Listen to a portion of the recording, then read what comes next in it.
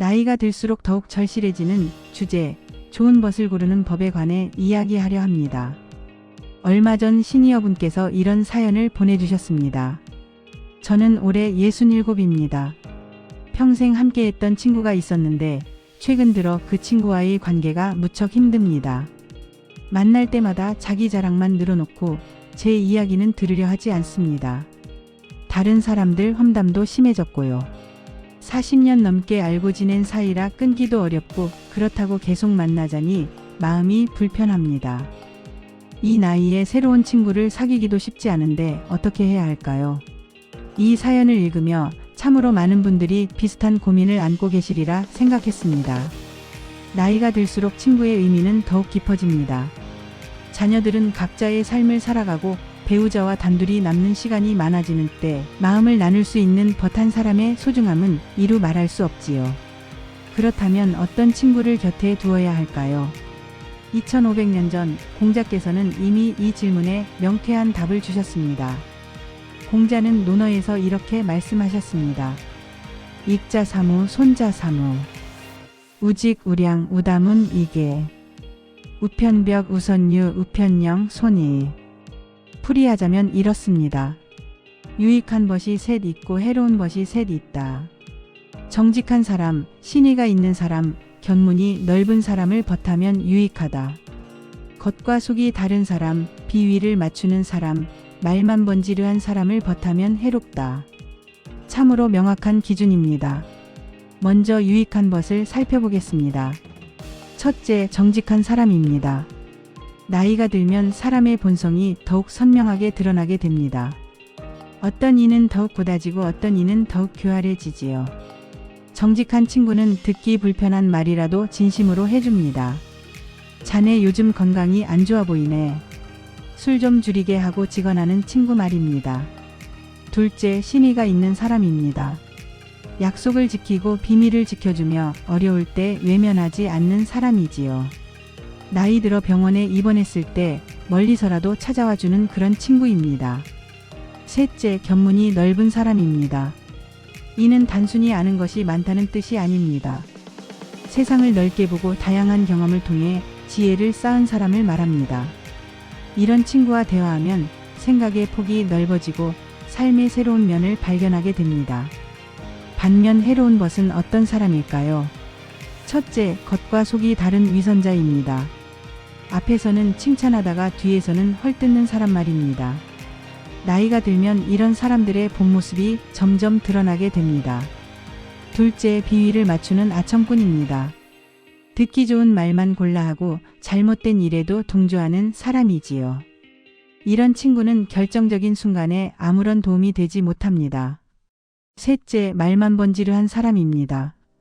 공자께서는 교원영색 선의인이라 하셨습니다. 말을 꾸미고 얼굴빛을 꾸미는 사람치고 어진 이가 드물다는 뜻입니다. 말은 그럴듯하나 실천이 없는 사람, 약속은 쉽게 하지만 지키지 않는 사람을 경계하라는 가르침입니다. 그렇다면 진정한 친구란 어떤 사람일까요? 공자께서 극찬하셨던 우정이 있습니다. 바로 관포지교 관중과 포숙의 우정입니다. 관중과 포숙은 젊은 시절부터 친구였습니다. 함께 장사를 할 때 관중은 늘 이익을 더 많이 가져갔습니다. 사람들은 포숙에게 말했습니다. 자네 친구가 자네를 속이는 게 아닌가? 하지만 포숙은 이렇게 답했습니다. 아니네. 관중의 집안이 어려운 것을 내가 아네. 그가 더 가져가는 것은 탐욕 때문이 아니라 필요 때문일세. 전쟁터에 나갔을 때도 그랬습니다. 관중은 3번 싸웠지만 3번 모두 도망쳤습니다. 사람들은 그를 비겁자라 손가락질했지요. 그러나 포숙은 말했습니다. 관중에게는 늙으신 어머니가 계시네. 그가 도망친 것은 겁이 나서가 아니라 어머니를 봉양해야 하기 때문일세. 여기서 우리는 중요한 교훈을 얻습니다. 진정한 친구는 상대의 행동만 보는 것이 아니라 그 뒤에 숨은 사정을 헤아려주는 사람입니다. 나중에 포숙은 제나라 군주에게 관중을 제상으로 천거합니다. 사람들은 놀라워했지요. 하지만 포숙은 자신의 능력을 알았고 관중의 재능이 자신보다 뛰어남을 인정했습니다. 결국 관중은 재상이 되어 제 나라를 춘추시대 최강국으로 만들었습니다. 이에 관중은 이렇게 말했습니다. 나를 낳아주신 이는 부모님이시지만 나를 알아준 이는 포숙이다. 이것이 바로 진정한 우정입니다.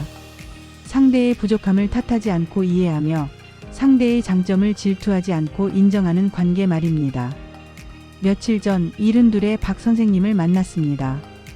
그분은 최근 30년 지기 친구와 결별하셨다고 하더군요. 그 친구와는 정말 친하게 지냈어요. 함께 등산도 다니고 술도 마시고 여행도 다녔지요. 그런데 몇 년 전부터 그 친구가 달라지기 시작했습니다. 만날 때마다 다른 사람들 뒷담화만 하는 거예요. 누구는 돈이 없다더라, 누구 자식은 변변찮다더라 하면서요. 그러다가 제가 없을 때 저에 대해서도 좋지 않은 말을 했다는 얘기를 들었습니다. 박 선생님은 한동안 고민하셨답니다. 오랜 세월을 함께한 친구를 어떻게 하루아침에 끊을 수 있겠습니까? 하지만 만날 때마다 마음이 불편하고 그 친구와의 만남이 점점 부담스러워졌다고 합니다. 결국 박 선생님은 용기를 내어 거리를 두기로 하셨습니다. 처음에는 마음이 무척 아팠지요. 하지만 시간이 지나니 오히려 홀가분해지더군요. 이제는 다른 친구들과 더 의미 있는 시간을 보내고 있습니다. 공자의 말씀대로 해로운 법과는 거리를 두는 것이 옳습니다. 나이가 들수록 남은 시간의 소중함을 알게 됩니다. 그 귀한 시간을 부정적인 에너지를 주는 사람과 보낼 이유가 없는 것이지요. 그런데 여기서 더 중요한 질문이 있습니다. 바로 나는 어떤 것인가입니다. 우리는 흔히 좋은 친구를 만나기를 바랍니다. 하지만 내가 먼저 좋은 친구가 되려 노력하는 경우는 드뭅니다. 공자께서는 이렇게 말씀하셨습니다.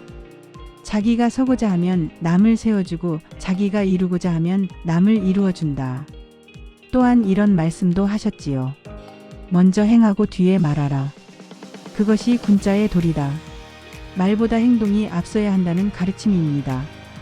친구에게 신의를 바란다면 내가 먼저 약속을 지켜야 하고, 친구가 나를 이해해 주기를 바란다면 내가 먼저 친구를 이해하려 노력해야 합니다. 혹시 나는 친구에게 어떤 사람인지 돌아보십시오.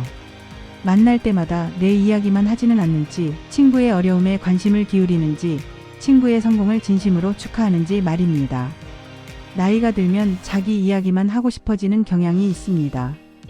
젊은 시절의 무용담, 자녀 자랑, 건강 이야기, 이런 것들을 늘어놓다 보면 정작 친구의 이야기를 들을 시간이 없어지지요. 진정한 벗이 되려면 경청의 자세가 필요합니다. 상대의 말을 진심으로 듣고 공감하고 필요할 때 조언하는 것, 그것이 나이 들어 더욱 귀한 덕목입니다. 공자께서는 좋은 벗이 되기 위한 방법으로 뜻밖에도 시를 읽으라고 권하셨습니다. 시 300편을 엮은 뜻은 한마디로 사악한 마음을 없애기 위함이다. 시를 읽으면 마음이 온유해지고 순수해진다는 말씀입니다. 거친 마음이 부드러워지고 욕심이 줄어들며 타인에 대한 이해심이 깊어진다는 것이지요. 실제로 많은 어르신들이 시를 가까이 하면서 마음의 평화를 얻었다고 말씀하십니다. 좋은 시 한 편은 마음의 정원에 꽃을 심는 것과 같습니다. 오늘 저녁 책장에서 시집 한 권을 꺼내보시는 것은 어떨까요? 천천히 음미하며 읽다 보면 어느새 마음이 단단해지고 평온해짐을 느끼실 겁니다. 오늘의 이야기를 한 문장으로 정리하면 이렇습니다. 좋은 벗을 얻고 싶다면 먼저 내가 좋은 벗이 되라. 나이 들수록 관계의 양보다 질이 중요합니다. 수십 명의 아는 사람보다 진심으로 서로를 아끼고 지켜주는 단 한 사람의 벗이 더 소중합니다. 해로운 친구와는 용기 있게 거리를 두세요. 그리고 유익한 친구를 소중히 여기세요. 무엇보다 스스로 정직하고 신에 있고 넓은 마음을 가진 사람이 되기 위해 노력하시기 바랍니다.